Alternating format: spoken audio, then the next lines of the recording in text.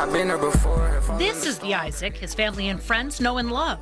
An aspiring Christian singer and songwriter who adores his parents, siblings, and his dogs. But sometimes a different side of Isaac emerges, one that's troubled, paranoid, and detached when he's in the throes of a mental health episode such as this one, caught on cell phone camera by his parents. Do you hear voices in your head?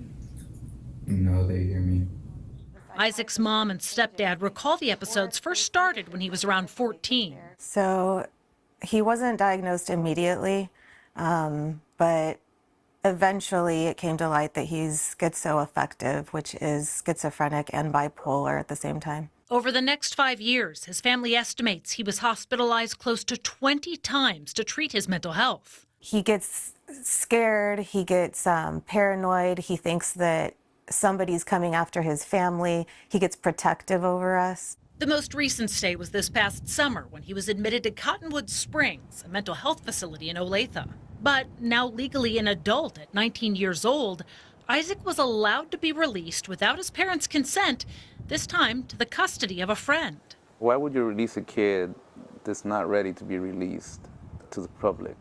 Like you said, and to another 19-year-old. His parents point to his discharge paperwork as an indication he wasn't ready, noting he listed his friend as his father at one point and even referenced speaking in code as part of his safety plan. His family learned he'd been released without his medication, so while they've worked to get him a prescription filled, he showed up their doorstep a couple nights later. He stopped by the house and he said, "Mom, I love you," gave me a kiss on the forehead, and he's like, I have to go, I have to go. Why do you have to go, son? Well, I have to go because somebody's gonna get you and get my family. And if I'm here, they're gonna come after me and you, but if I leave, it'll just be me. Unbeknownst to his parents, Isaac went to a friend's house where they say he stole that friend's truck and a firearm in the middle of the night. According to police reports, in the early morning hours of June 17th, Shawnee officers were called to the intersection of West 67th Street and Lackman Road on a report of shots fired. There, they found a truck abandoned with the flashers on before spotting Isaac, who reportedly ignored officers' demands and ran into a neighborhood in nearby wood.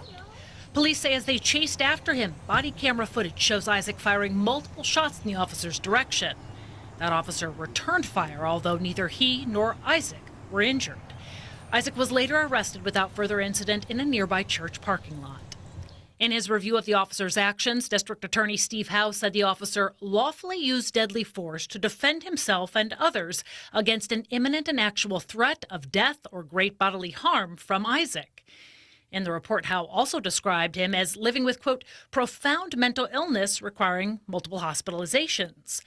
But Isaac was still charged with attempted capital murder, and now he's in the New Century Jail awaiting trial for an alleged offense that carries a penalty of 25 to life or even the death penalty. That's just outrageous to me. That's when you attempt to murder, that's you're trying to kill with the intent. And that was never the case.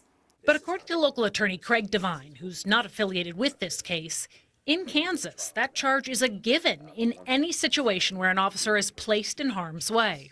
When you have a discharge of a firearm and a uniformed police officer, you're always going to see attempted capital murder charges filed. It's still a tough pill for his parents to swallow, who see him as a victim in this situation as well. He was very, he pretty much gone, you know, like he wasn't himself.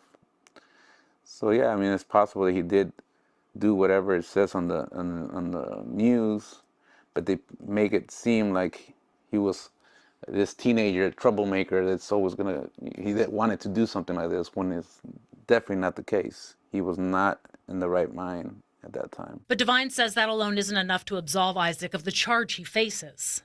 Kansas doesn't have an insanity defense. You can't just say, well, I didn't understand right from wrong, so I can't be found guilty. It can, however, be a mitigating factor.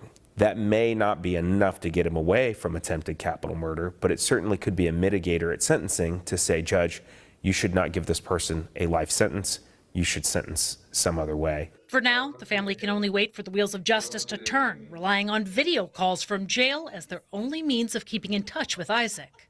I remember that memory is pretty clear, actually. To help them make it through this dark time of uncertainty, his mom had this picture created using AI. A photo of Isaac being released from jail into her waiting arms, an image she prays will one day become a reality. You know, just I can imagine him coming out and thinking, thank God I'm out. You know, thank you for helping me.